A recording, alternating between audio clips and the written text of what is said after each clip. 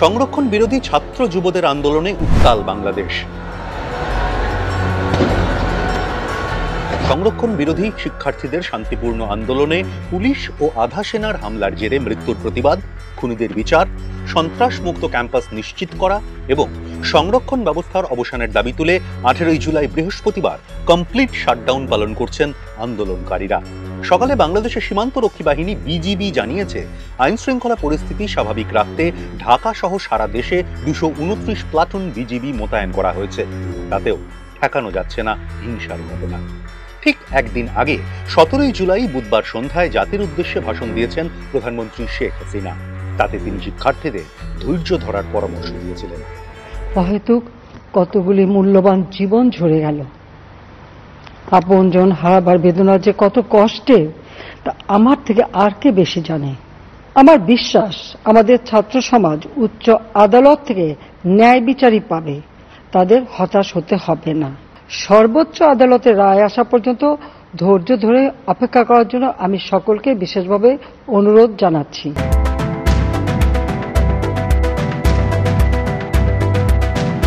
এই দফার সংরক্ষণ বিরোধী আন্দোলনে এখনো পর্যন্ত 6 জনের মৃত্যুর খবর পাওয়া গিয়েছে, আহত শতাধিক। শুরুতে আন্দোলন শুধু পড়ুয়াদের মধ্যে সীমাবদ্ধ থাকলেও ক্রমশ তাতে লাগে রাজনীতির রং। বিএনপি, জাতীয় পার্টি, হেফাজতে ইসলাম সহ আরো কয়েকটি রাজনৈতিক দল আন্দোলনকারী পড়ুয়াদের সমর্থন করে পথে নেমে পড়েছে। স্বভাবতই আরো ঘোরালো হয়েছে পরিস্থিতি। যারা মৃত্যুবরণ করেছে তাদের আত্মার মাগফিরাত কামনা করছি। পরিবারের সদস্যদের প্রতি গভীর সমবেদনা জানাচ্ছি। আমি প্রতিটি হত্যাকাণ্ডের নিন্দা জানাই।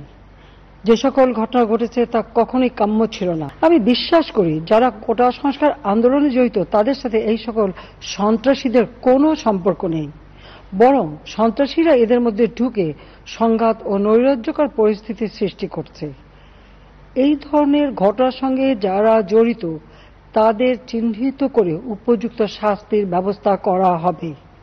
যারা হত্যাকাণ্ডের শিকার হয়েছে তাদের পরিবারের জন্য জীবন জীবিকা নির্বাহের ক্ষেত্রে যে সহযোগিতা দরকার তা আমি করব। আমি দ্ব্যর্থহীনভাবে ঘোষণা করছি, যারা হত্যাকাণ্ড, লুটপাট ও সন্ত্রাসী কর্মকাণ্ড চালিয়েছে, এরা যেই হোক না কেন, তারা যেন উপযুক্ত শাস্তি পায় সে ব্যবস্থা নেওয়া হবে। আমি আরও ঘোষণা করছি, হত্যাকাণ্ড সহ যে সকল অনভিপ্রেত ঘটনা ঘটেছে সুষ্ঠু ও ন্যায় বিচারের সাথে সে সকল বিষয়ে বিচার বিভাগীয় তদন্ত করা হবে। কোন দাবিতে এই মরিয়া লড়াই লড়ছেন পড়ুয়ারা? গত 1 জুলাই থেকে বাংলাদেশের বিভিন্ন বিশ্ববিদ্যালয়ের পড়ুয়া সরকারি চাকরিতে সংরক্ষণ ব্যবস্থা তুলে দেওয়ার দাবিতে বিক্ষোভ দেখাতে শুরু করেন। 1971 সালের মুক্তিযুদ্ধে অংশগ্রহণকারী মুক্তিযোদ্ধাদের জন্য সরকারি চাকরি পাওয়ার ক্ষেত্রে 1/3 সংরক্ষণের বন্দোবস্ত রয়েছে। এবছর মানে 2024 জুনে হাইকোর্ট সেই সংরক্ষণ ব্যবস্থা বহাল রাখার পক্ষেই রায় দেয়। তারপর থেকেই আন্দোলনে পড়ুয়ারা, যা হয়ে উঠেছে রক্তক্ষয়ী। হাসিনা জানিয়েছেন, হাইকোর্টের রায়ের বিরুদ্ধে তাঁর সরকার সুপ্রিম কোর্টে গিয়েছে, তাই আন্দোলনকারীদের ধৈর্য ধরারও আবেদন করেছেন তিনি। সরকার হাইকোর্টের রায়ের বিরুদ্ধে সর্বোচ্চ আদালতে আপিল করেছে। আপিল আদালতে শুনানির দিন ধার্য করা হয়েছে। আদালত শিক্ষার্থীদের কোনো বক্তব্য থাকলে তা শোনার সুযোগ সৃষ্টি করে দিয়েছে। এই আইনি প্রক্রিয়ার মাধ্যমে সমস্যা সমাধানের সুযোগ রয়েছে। এই আইন প্রক্রিয়া সমাধানের সুযোগ থাকা সত্ত্বেও রাস্তায় আন্দোলনে নেমে দুষ্কৃতিকারীদের সংঘাতের সুযোগ করে দেবেন না। সর্বোচ্চ আদালতের রায় আসা পর্যন্ত ধৈর্য ধরে অপেক্ষা করার জন্য আমি সকলকে বিশেষভাবে অনুরোধ জানাচ্ছি। সরকারি চাকরির ক্ষেত্রে প্রতিবেশী দেশে সংরক্ষণের নিয়মটি ঠিক কি দেখে নেওয়া যাক।